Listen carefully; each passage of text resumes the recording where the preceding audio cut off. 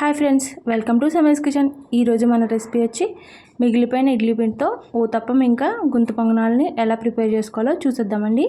చాలా టేస్టీగా ఉంటాయి. మీరు కూడా ఒకసారి ఈ విధంగా ట్రై చేయండి. ముందుగా ఇడ్లీ బ్యాటర్ని తీసుకోవాలండి ఒక బౌల్లోకి. తర్వాత దాంట్లో సాల్ట్ యాడ్ చేసుకొని, తగినంత సాల్ట్ యాడ్ చేసుకుని, అలానే చిన్నగా కట్ చేసుకున్న ఆనియన్స్ని యాడ్ చేసుకోవాలండి.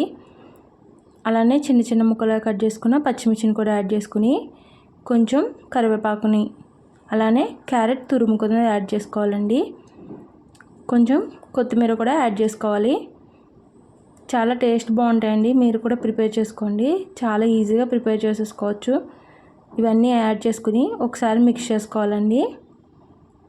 అన్నీ బాగా మిక్స్ అయ్యేలాగా మిక్స్ చేసుకొని, ఈ బ్యాటర్ని చూడండి ఈ విధంగా మిక్స్ చేసుకున్నాం కదా. ఇప్పుడు గుంత పొంగనాలు తీసుకుని స్టవ్ మీద పెట్టుకోవాలండి. హీట్ అయిన తర్వాత కొంచెం ఆయిల్ని యాడ్ చేసుకోవాలి. చూడండి వీడియోలో చూపిస్తున్నట్టుగా ఆయిల్ని యాడ్ చేసుకుని, ఇప్పుడు ఈ బ్యాటర్ని దాంట్లో యాడ్ చేసుకోవాలండి. చూడండి ఈ విధంగా స్పూన్తో కానీ ఈ విధంగా యాడ్ చేసుకుని, మొత్తం అన్నీ యాడ్ చేసుకుని, చూడండి ఈ విధంగా 2 సైడ్స్ బాగా కాల్చుకోవాలండి.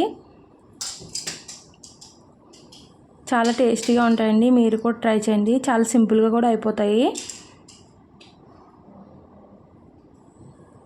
ఈ విధంగా యాడ్ చేసేసుకొని మొత్తం అన్నీ 2 సైడ్స్ బాగా కాలిన తర్వాత తీసేసుకోవాలండి. అంతే అండి, గుంత పొంగనాలు అనేవి ప్రిపేర్ అయిపోతాయి. చాలా టేస్టీగా ఉంటాయండి. ఎర్లీ మార్నింగ్ చాలా సింపుల్ బ్రేక్ఫాస్ట్ అండి ఇది. చాలా బాగా అయిపోతాయి.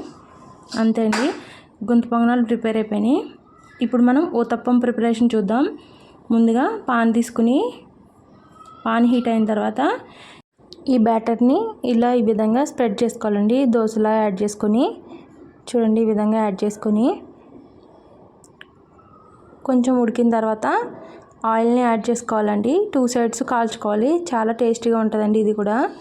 చాలా అంటే చాలా బాగుంటాయి. మీరు కూడా ఒకసారి ఈ విధంగా ట్రై చేసి కామెంట్ సెక్షన్లో చేయండి ఎలా ఉన్నాయి ఏంటని. చూడండి ఈ విధంగా తిప్పేసుకోవాలి. 2 సైడ్స్ కాల్చుకోవాలండి.